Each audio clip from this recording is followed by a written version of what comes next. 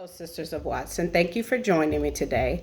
I will be reading Luke 23, and it's Jesus Perfect Pilate. Then the whole company of them arose and brought him before Pilate. And they began to accuse him, saying, "We found this man misleading our nation and forbidding us to give tribute to Caesar, and saying that he himself is Christ, a king." And Pilate asked him, "Are you the king of the Jews?" And he answered him, "You have said so." Then Pilate said to the chief priests and the crowds, "I find no guilt in this man." But they were urging, saying, "He stirs up the people, teaching throughout all Judea, from Galilee even to this place."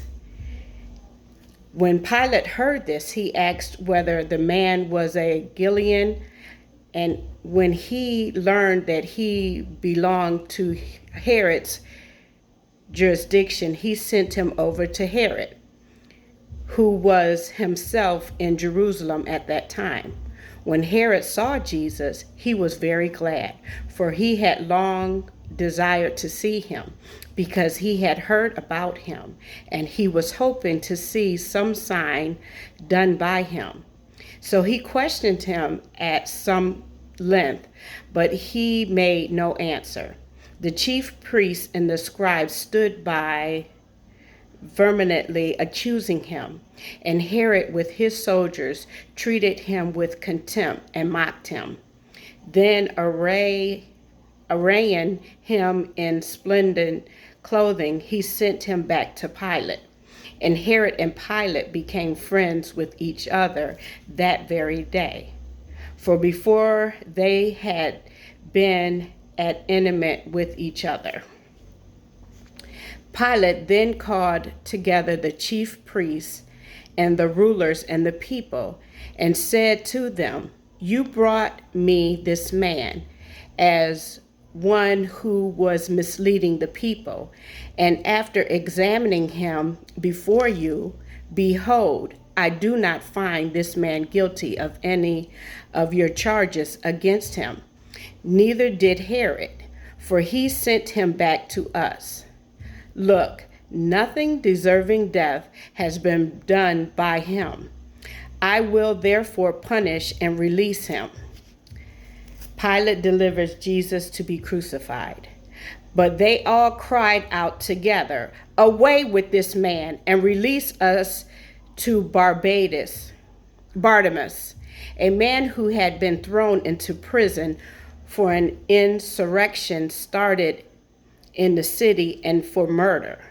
Pilate addressed them once more, desiring to release Jesus, but they kept shouting, "Crucify, crucify him." A third time he said to them, "Why, what evil has he done?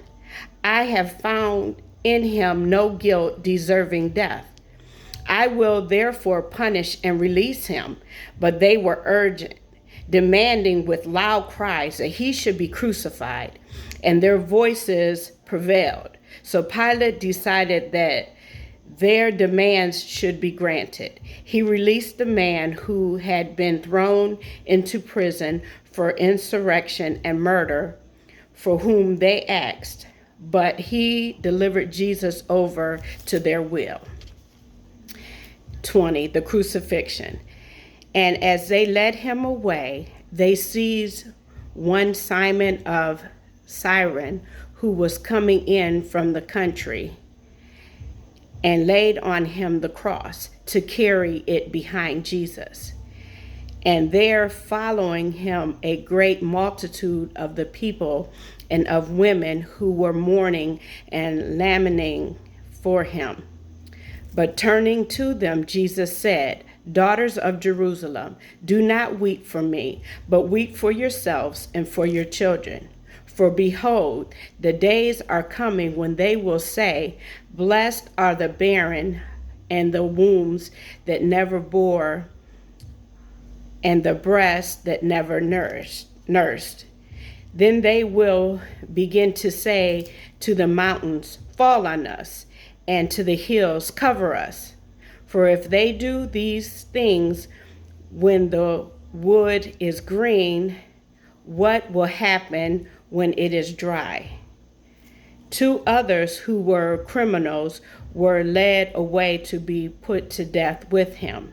And when they came to the place that is called the Skull, there they crucified him and the criminals, one on his right and on his left.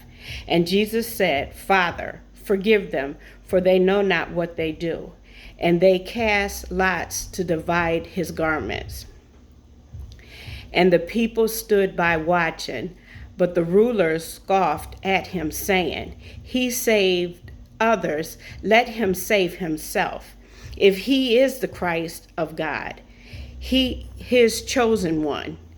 The soldiers also mocked him, coming up and offering him sour wine, saying, If you are the king of the Jews, save yourself.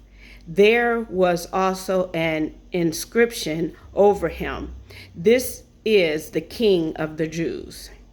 One of the criminals who were hanged railed at him, saying, Are you not the Christ? Save yourself and us.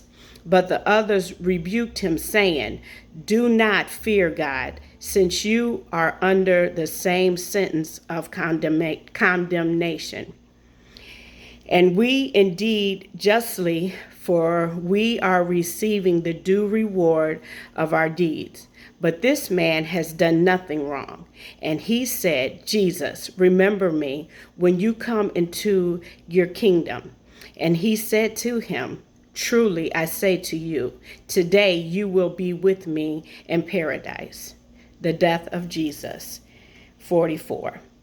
It was now the 6th hour, and there was darkness over the whole land until the 9th hour, while the sun's light failed, and the curtains of the temple was torn in two. Then Jesus called out with a loud voice, said, Father, into your hands I commit my spirit. And having said this, he breathed his last. Now when the centurions saw what had taken place, he praised God, saying, Certainly this man was innocent. And all of the crowd that had assembled for this spectacle, when they saw what had happened, what had taken place, returned home, beating their breast. And all his acquaintances and the women who had followed him from Galilee stood at a distance watching these things. Jesus is buried. Now there was a man named Joseph from the Jewish town of Arimathea. He was a member of the council, a good and righteous man who had not consented to their decision and action, and he was looking for the kingdom of God. This man went to Pilate and asked for the body of Jesus. Then he took it down and wrapped it in linen, strawed, and laid him in a tomb cut in stone, where no one had ever yet been laid. It was the day of preparation, and the Sabbath was beginning. The women who had come with him from Galilee followed and saw the tomb and how his body was laid. Then they returned and prepared spices and ointments. On the Sabbath they rested according to the commandment. Thank you. This has been the reading of Luke 23. Be sure to tune in tomorrow for Luke 24. Thank you and have a blessed day.